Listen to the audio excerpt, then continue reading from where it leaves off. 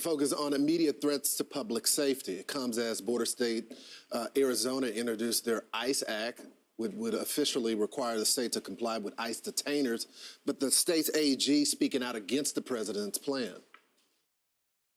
I also will not have any part of and will fight the attempt to set up what I believe are essentially concentration camps and family separation camps in the state of Arizona. Here to explain it all, border czar Tom Homan. All right, Tom, listen, before I get to these Democratic AGs, can you give me the latest numbers on the border? Absolutely. Look, the greatest president in my lifetime, he's back. Because in 2 days, the last 24 hours, total apprehensions on the southwest border, 766. Compare that to the 10 to 12,000 Biden had at one time. CBP-1 releases, 0. CHNV, Cuba, Haiti, Nicaragua, Venezuela releases, 0. Total of 766 across the entire southwest border. That is a game changer. And that is just some of the plans that have been implemented so far. Now, let's talk about the 22 governors, Democratic governors that plan on resisting, the attorney generals that are doing this. Tell me the legal authority that they have and the legal authority you guys have if they plan on resisting federal law. Look, I find it strange that the Attorney General from Arizona makes such statements because there was a lawsuit in Arizona a few years ago, the Show Me Your Papers lawsuit in highest courts in the land that said immigration enforcement is a federal responsibility. Federal responsibility. She has no say in the matter. And look, I've said many times, we said right out of the gate, Lawrence, right out of the gate, we're going to concentrate on public safety threats. So she's saying that she doesn't want public safety threats out of her community. I also am insulted by the term concentration camps. Are you serious? You're comparing ICE agents. We just lost a Border Patrol agent to a shooting up in Vermont yesterday, and they're the Gestapo. Are you serious? Concentration camps? ICE has detention centers. They have the best standards in the entire industry. I'll compare ICE detention standards to any state or federal facility or any county facility in the entire world. We have the highest detention standards, so that's an insult and it's a lie. Yeah, it is insulting to the agents, the men and women that do the job. Let's talk about ICE visiting folks, because when I look at it, I look at the law, people that have final deportation orders, people that are criminal aliens. What would a person have to do to get a visit from ICE?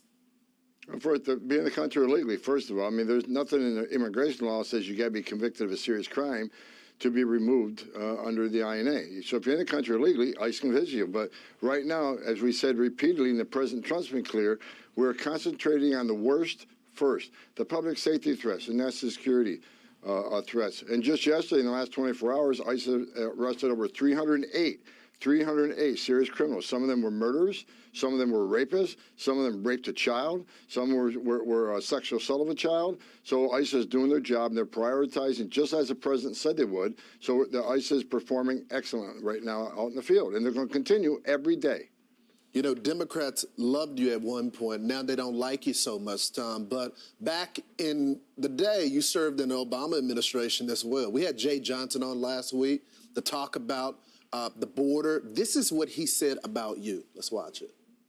When I was in office as Secretary of DHS, I made no significant decision on enforcement policy without having in the room Tom Homan, who worked for me, Kevin McAleenan, who went on to be acting secretary under Donald Trump, 2 pro-enforcement guys, and then 2 people on the other side of the spectrum. So, Tom, you've been doing this for a long time amongst both administrations. You just want the border secure. I want to save lives. Secure border saves lives. And when President Trump locks this border down, less women and children be sex trafficked in this country. Less aliens will die making that journey. Under President Biden, we've had a record number of people die crossing that border. 600% increase in sex trafficking. And look at the 250,000 young Americans dead from fentanyl. When we secured the border, the fentanyl deaths has decreased. Sex trafficking has decreased. Deaths on the border decreased. So it's just about saving lives. Secure borders save lives. And plus, look, you can't have strong national security if you don't have border security. That's right. We need to know who's coming in, what's coming in, where's coming in, why it's coming in. So, again, President Trump, game changer, already made a significant difference on that border. This country is already safer, Tom, because of President Trump. I don't want to give the criminals any type of leeway here so they can react toward this interview, but what's the next move? What's the next option on the table to get more safety in this country? Well, DOD they're going to assist us on the border. They already started on that plan, so we're going to have some military on the border. We're going to continue building infrastructure. We're going to continue building the wall. As far as the interior enforcement, we're going to keep looking for the worst first. And look, the sanctuary cities, I've said this many times, it led us into the jail, where it's safer for an agent to arrest a bad guy. It's safer for the bad guy to be arrested in jail. And it's safer for the community. When you release a public safety threat back in the community, that puts the community at great risk of crime, and it puts our officers at great risk, because now they got to arrest the bad guy in his truck if he has access to who knows what weapons, and it puts the public at risk. For God's sakes, these sanctuary cities, let us into your jail. We're just trying to help public safety in your community. Help work with us, because you force us in the community. Here's what's going to happen. We'll find a bad guy, but when we find him, he's going to be with others that may not be a criminal priority. But guess what? If they're in the United States illegally, they're going to be arrested too. So sanctuary cities are going to get exactly what they don't want. More agents in the communities, more people arrested, more collaterals arrested. So that's a game they want to play. Game on.